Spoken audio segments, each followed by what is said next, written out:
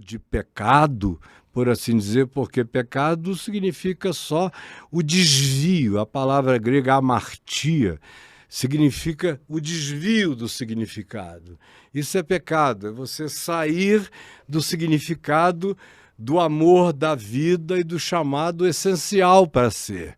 Isso é pecado, e todos nós nos desviamos de um modo ou de outro, consciente ou inconscientemente. E o medo é uma realidade que está presente no mundo desde sempre, pela ignorância, por não entender os fenômenos, pelo sentimento de fraqueza ou pela própria culpabilidade que fazia o indivíduo construir uma significação negativa de juízo contra ele.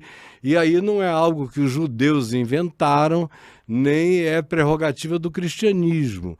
Antropologicamente falando, em todas as culturas da Terra, esse fenômeno está presente, identificável. Ou mesmo no budismo, que tem um discurso que fala menos disso, ou no taoísmo. No entanto, tem uma indicação de pecado, de medo e de culpa, que se não houvesse, não havia a evocação para o indivíduo buscar a luz, a pacificação, a compaixão. Por todas essas afirmações do que deve ser buscado, se infere que há uma declaração do que não está presente na maioria das vidas de cada um de nós. Se você diz, olha, é preciso aprender a viver, e para aprender a viver é preciso despessoalizar um tanto a vida, o que se está falando e fazendo é uma declaração de egoísmo, de narcisismo e de autocentrismo, de uma vida que vive para o próprio umbigo e para si mesmo. É por isso que você tem, quando no budismo se diz para você diminuir o excesso de pessoalização e de autoconvergência, se está dizendo no Ocidente da Terra que você tem que fugir do narcisismo, do egocentrismo, tem que adotar a compaixão como o melhor estilo de vida, a graça, o favor imerecido, o perdão, que não é um encontro de contas, é um privilégio teu praticar essas coisas, não porque é algo que tenha que ter reciprocidade, é para ser praticado mesmo sem nenhuma reciprocidade. Não é por causa do que o outro me dá, é por causa de quem eu sou, de quem eu me torno, de quem eu posso ser.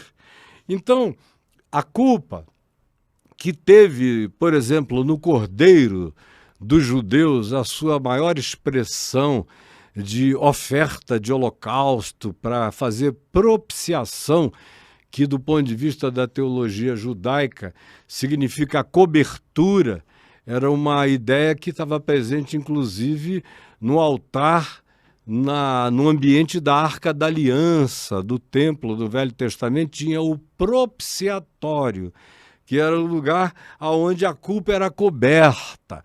Aí você vai a qualquer cultura da Terra, em qualquer lugar do planeta, você pode ir para as descobertas mais longínquas, você pode ir para as eras primordiais, para antes da gente ter qualquer registro de significado, de consciência humana, que tenha definido em pedras, em petróglifos ou em qualquer outra forma de arte ou de expressão, qualquer ideia de sacrifício ou de oferenda às divindades ou aos entes superiores, em todas elas você encontra a ideia do sacrifício, da cobertura, do propiciatório.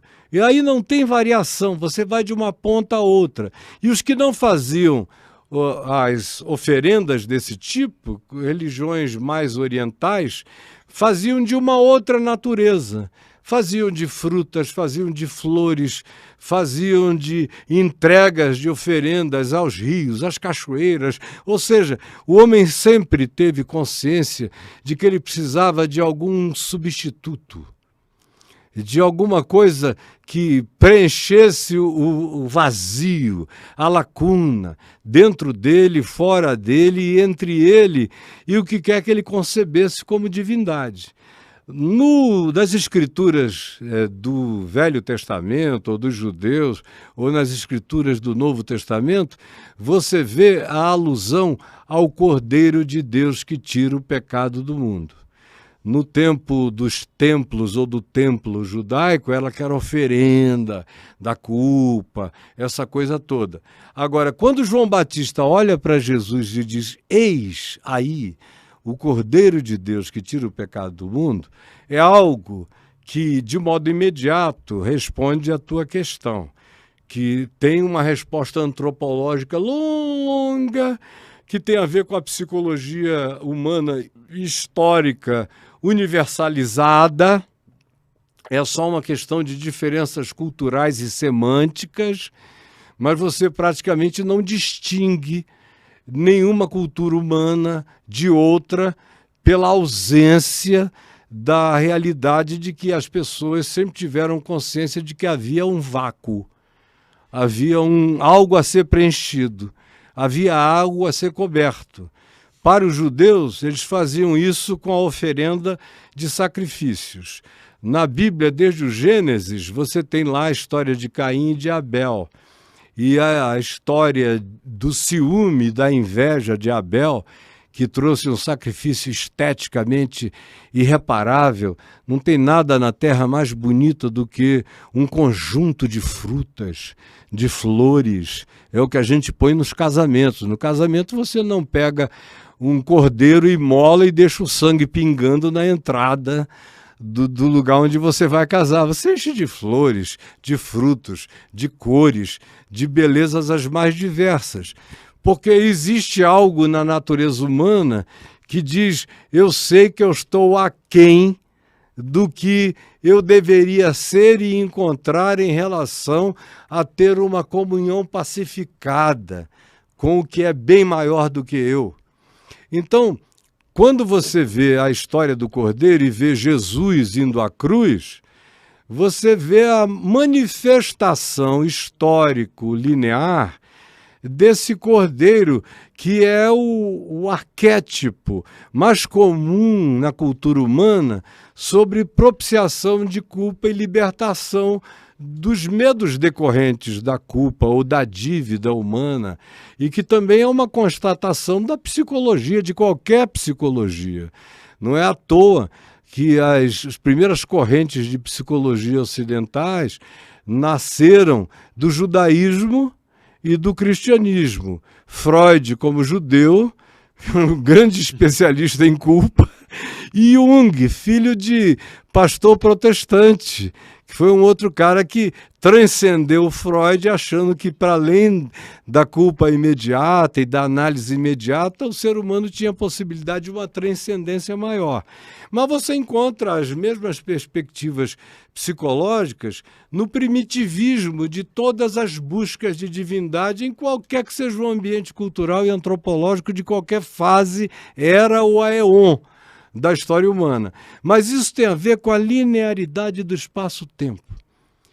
Há outras expressões que os apóstolos de Jesus usam no Novo Testamento que dizem que Jesus é o Cordeiro imolado antes da criação do cosmos, antes da criação do universo. Isso é forte. É forte. Aí a gente não está falando só de antropologia humana, psicologia humana, culpa humana. Não havia nada. Não havia ente nenhum, alienígena nenhum, ser nenhum. Não havia Big Bang nenhum, e isso a gente fala de Big Bang só porque é uma referência científico-arquetípica contemporânea que talvez daqui a um tempo seja deixada de lado pelo atraso da concepção. Todavia, antes que houvesse mundo, o que se diz, Pedro diz, Paulo diz, João diz que o Cordeiro de Deus foi imolado antes da criação da primeira partícula subatômica, de qualquer que seja a existência. E aí Paulo diz algo muito bonito numa carta que ele escreveu aos filipenses, ao pessoal de Filipos, lá na Turquia, na Grécia de hoje, que Jesus, ele diz: tende em vós o mesmo sentimento que houve também em Cristo Jesus, o qual, subsistindo como Deus, não julgou como usurpação ser igual a Deus, antes a si mesmo se esvaziou e, assumindo a forma de servo, foi reconhecido como uma figura humana e foi obediente, não se desviou, não entrou na amartia, não saiu do caminho, não saiu do significado absoluto jamais, antes foi obediente ao sentido. Foi obediente ao sentido em todas as coisas e foi obediente ao ponto de aceitar a própria morte, e a morte ignominiosa, que era a morte dos perversos, a morte de cruz, pelo que Deus o exaltou e lhe deu o nome que está acima de todo nome. Mas eu estou querendo ficar no cordeiro imolado antes de qualquer que seja o elemento primal existente, antes do elemento mais indiscernivelmente antes do bóson de Higgs, antes de qualquer coisa invisivelmente real e agora já pela nossa tecnologia detectável.